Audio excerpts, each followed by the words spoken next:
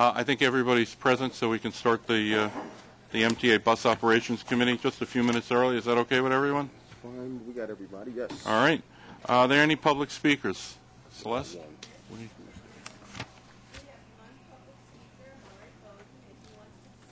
Buses don't use digital speed readouts. Murray?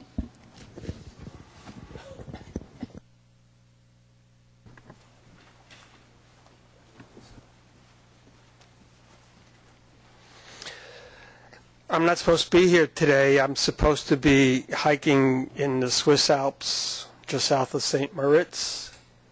2 weeks ago, quite unexpectedly, they took a chunk out of my shin. I have an open wound and can't travel.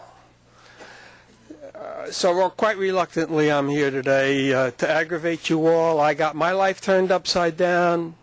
I'd like to make your lives upside down.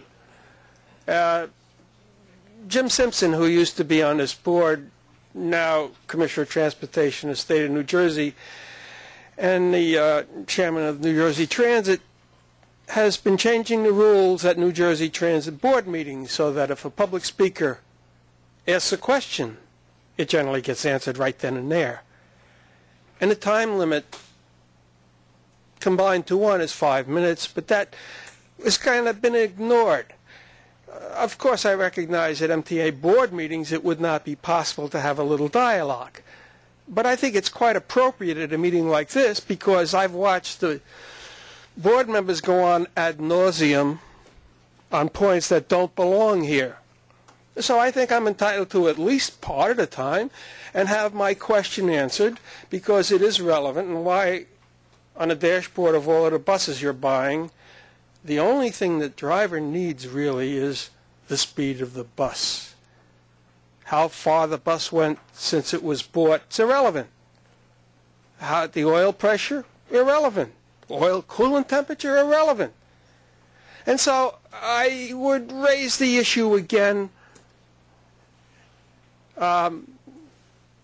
President Darrell, could you tell me why you're still ordering buses with digital readouts instead of, with analog readouts? I think it's appropriate for us to have a 2-minute dialogue at this time. This is not the appropriate place for any type of a dialogue like that. And to compare us to New Jersey is belittling to New York, so I would appreciate no more comparison. Your mic has to go up a little bit. Okay. But the issue's on the table.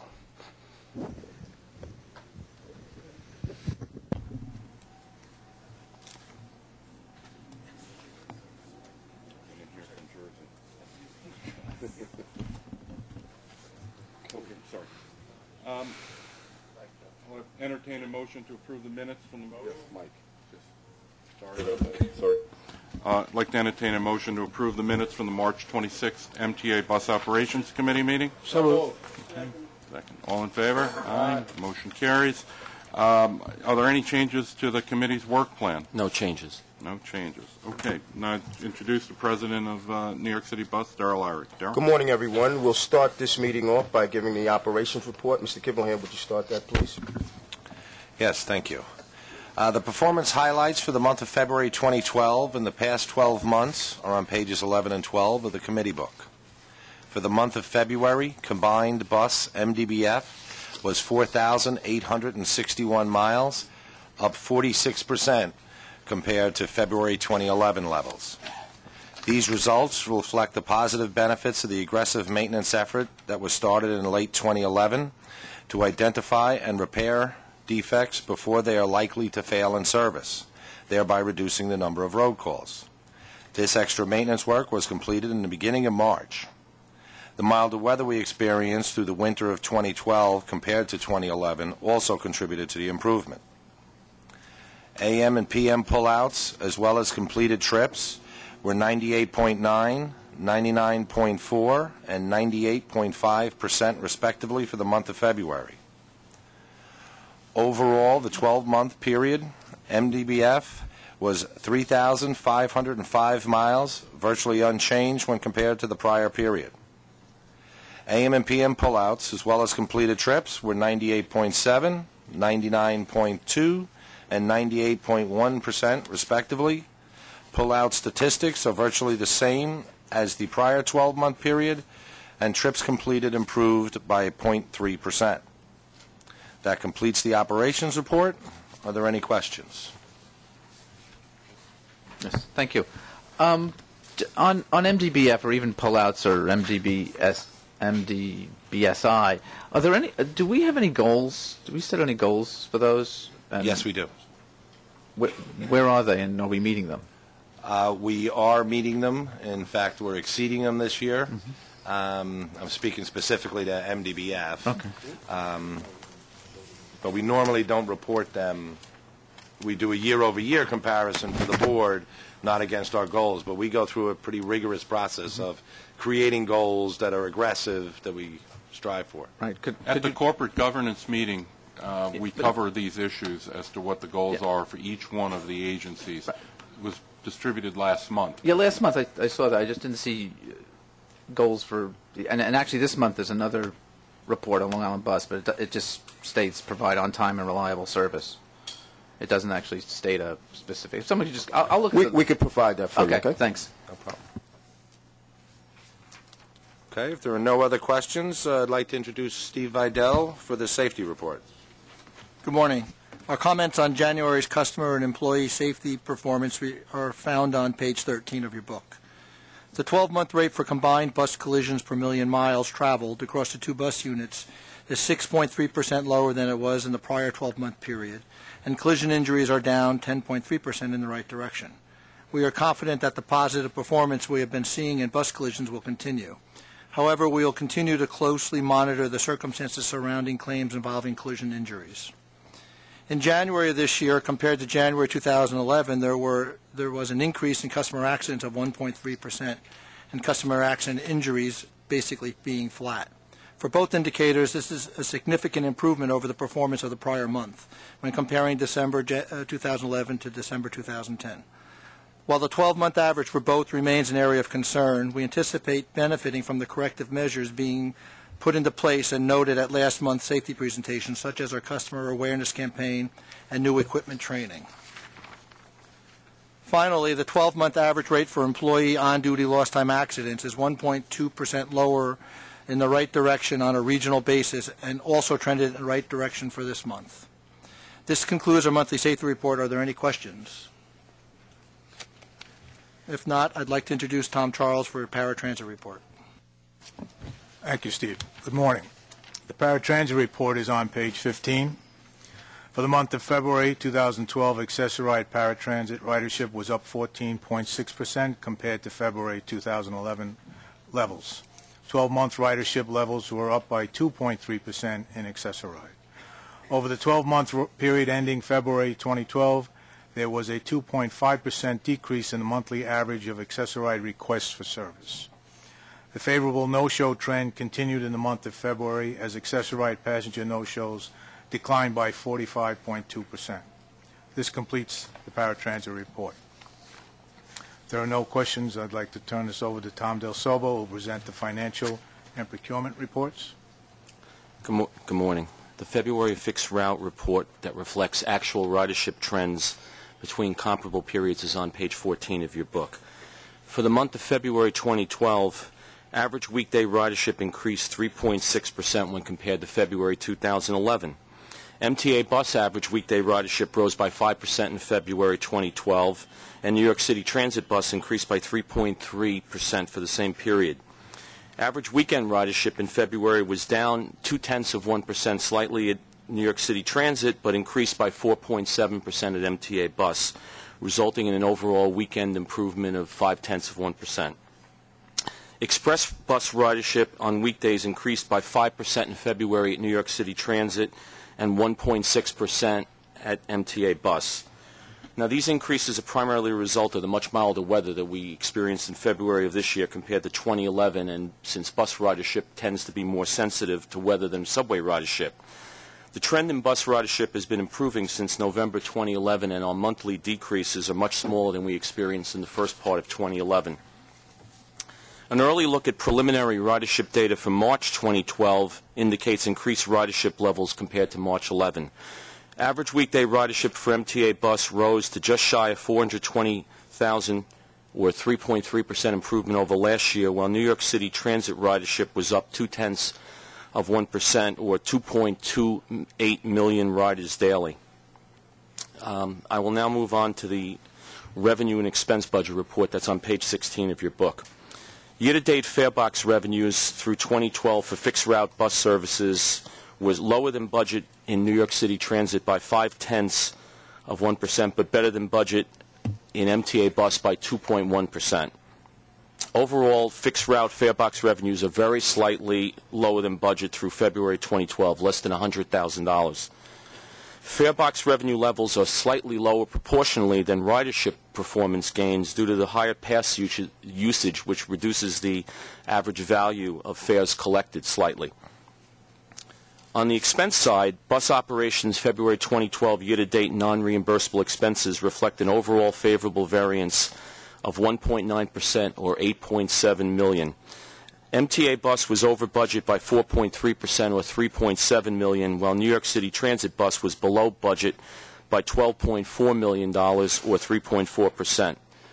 The performance against budget is a combination of favorable non-labor expenses of $7.3 million, primarily due to the timing of maintenance contracts, fuel, and paratransit service contracts.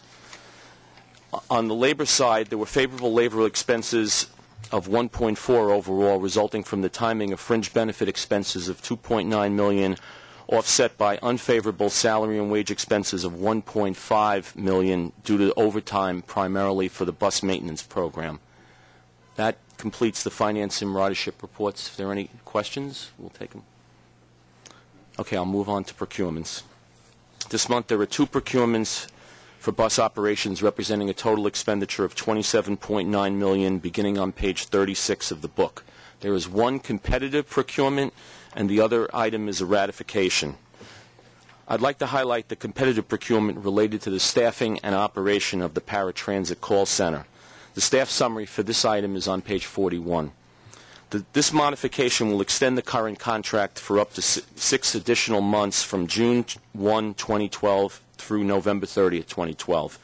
The current vendor, First Transit, provides the necessary staff to take reservations, schedule trips, handle schedule conflicts, and provide customer information for paratransit registrants on a 24-hour basis.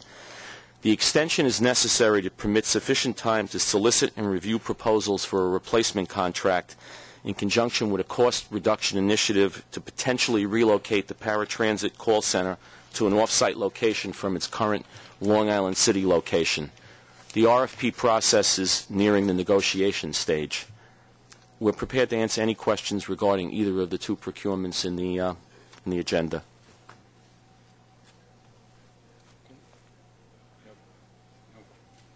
If there aren't any questions at this point, yes. Do you have an idea now where you're going to be moving that center to? Tom? Steve or Tom? Well, we're currently in negotiations, and it would be inappropriate for me to disclose the locations that are being proposed, but there certainly are other locations being entertained. Right. I will tell you that as far as where we're looking around, we are very focused on New York State to make sure that these jobs stay somewhere within the state of New York. If there are no further questions, I'll entertain a motion. Second? All in favor, say aye. Aye. Okay, thank you. I'll give the floor to Norm Silverman for a service change. Norm? Good morning. There is 1 MTA bus route service change included as an information item in this month's agenda. The proposed change, as shown on page 43, will streamline the southbound travel path of the BXM11 express bus route so as to provide faster and more reliable service in a heavily traffic-congested area. The proposal is to remain on Boston Road to directly access Pelham Parkway rather than diverting to White Plains Road. If you look on the map at the end of the staff summary, I think it describes it rather well. The revision will create a southbound travel path that is symmetrical with the northbound travel path. It would relocate 1 bus stop, which would be directly across the street from the current northbound BXM11 stop. The second service-related change is an information item this month in the New York City Transit July bus schedule changes and is in the committee book beginning on page 48.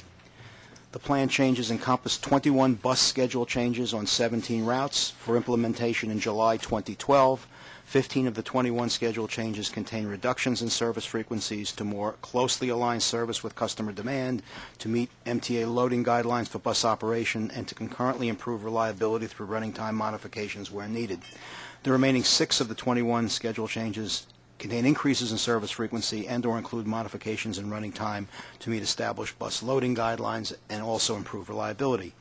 Implementation of the July 2012 schedule changes is estimated to be cost neutral. Are there any questions regarding the service change or the July schedule changes? Andrew? Oh, I'm sorry. Or Ms. No, go ahead, Andrew. Sorry. Mr. LeBron. We already had a long discussion in Transit Committee about the so-called seasonal, but the BXM 11 change makes a whole lot of sense. It should never have been on White Plains Road anyway, and this is great. Yeah, we're picking up, on the MTA bus side, obviously we're still picking up things that the private companies did bit by bit by bit by bit, and you'll see that every month. Why does that bus route use the Bronx River Parkway some of the time and the Pelham Parkway the rest of the time? Excellent question. It serves the Bronx Zoo during the off-peak periods.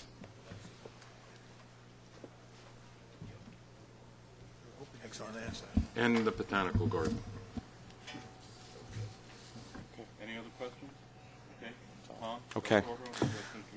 Yes. This month's materials, beginning on page 52, include for the committee's information a year-end review of both the MTA bus and Long Island bus 2011 actual results against the final estimate. The New York City Transit Department of Buses review is contained within the consolidated financial data that was presented at their committee earlier. And that's all I have, and back to Darrell for final comments. Are there any final questions? Okay, that concludes today's agenda. If there aren't any other questions and comments, I'll entertain a motion to adjourn. Okay, all in favor? Thank you very much. Perfect.